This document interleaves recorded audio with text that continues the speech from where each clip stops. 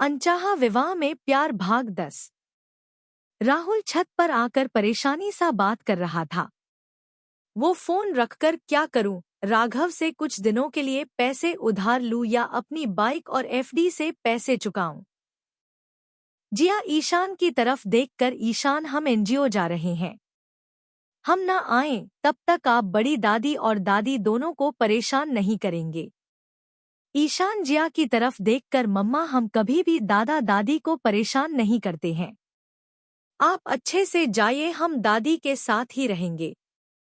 जिया उसकी मीठी सी आवाज में बात सुनकर मुस्कुरा जाती है, फिर उसके गालों को चूमते हुए, मेरे राजा बेटा, अच्छा चलो अब नीचे चलते हैं, कल से आपकी स्कूल शुरू हो रही है, इसलिए हम आते हुए आपके लिए स्कूल बैग और ड्रेस लेकर आएंगे। स्कूल का नाम सुनकर ईशान का मुंह बिगड़ जाता है। ईशान का मुंह बिगाड़ता हुआ देख जिया को हंसी भी आ रही थी और उसकी तरफ देखकर आंख भी निकाल रही थी। राघव अपने केबिन में था। उसका फोन बजता है। फोन पर बात करने लगता है। डोरनॉक करके राहुल अंदर आता है। राघव उसे सामने कुर्सी पर बैठने का इशारा करता है। राहुल उसके सामने कुर्सी पर बैठ जाता है। राघव अभी भी फोन पर ही लगा हुआ था। राहुल के मन में अभी तक रुपयों की ही बात चल रही थी। राघव फोन रखकर राहुल को तरफ देखकर, क्या हुआ, कुछ काम था? हाँ, वो मुझे कुछ जरूरी काम था तुमसे, वो मुझे कुछ, राहुल इतना ही कहता है, उसे पहले फिर से डोर नॉक होता है। कमिंग, राघव कहता है। दो व्यक्ति अंदर आते हैं। हाथ में बैग था। राघव से हाथ मिलाकर फिर 2 लाख रुपए की गड्डी आगे रखकर, मिस्टर राघव आपके साथ काम करके अच्छा लगा, आपके बाकी का पेमेंट 2 लाख रुपए। राघव उनकी बात सुनकर मुस्कुराकर, हमें भी आपके साथ काम करके बहुत अच्छा लगा और आगे भी हमें जरूर मौका दीजिए। जरूर, इतना कहकर दोनों ही व्यक्ति वहां से चले जाते हैं। राहुल की नजर उन 2 लाख रुपए पर थी। उसकी आंखों के सामने ही वो रुपए रखे हुए थे। राहुल मन में, अगर 2 लाख मिल गए तो मुझे अपनी एफडी नहीं तुड़वानी होगी और ना ही बाइक बेचनी होगी। राघव राहुल की तरफ देखकर, राहुल तो क्या कह रहे थे तुम? राहुल, ना, मैं सर हिलाकर, नहीं, ज्यादा कुछ नहीं, यह पेमेंट कहाँ से आया है? राहुल इतने रुपए देखकर पूछ बैठता है।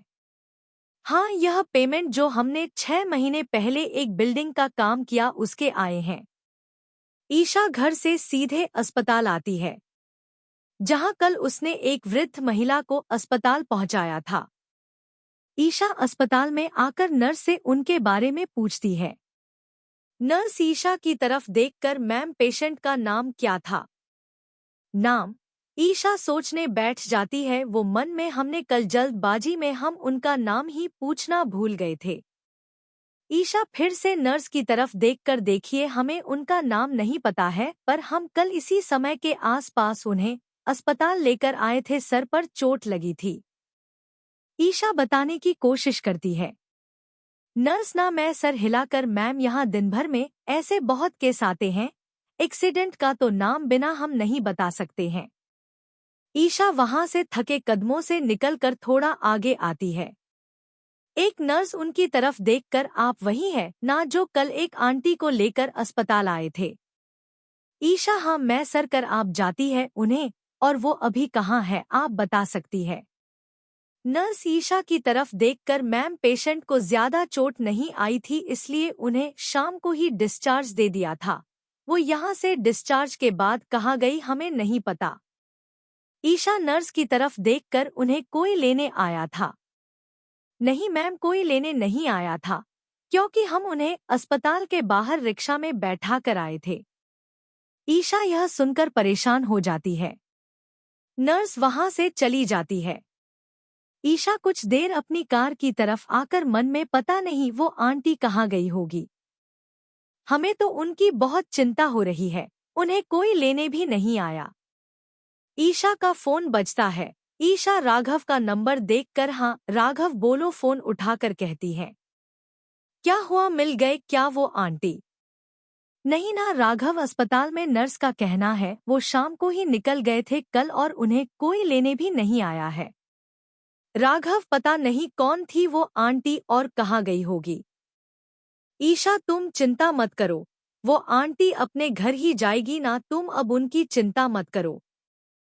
तुमने तो उन्हें अस्पताल पहुंचाकर अच्छा काम किया है। ईशा को राघव की बात कुछ हद तक ठीक लगी थी। वो ठीक है कहकर अपने कार में आकर बैठ जाती है।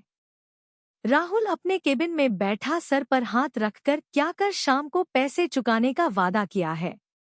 उसकी आंखों के सामने राघव के केबिन के टेबल पर पड़े रुपए आने लगते हैं।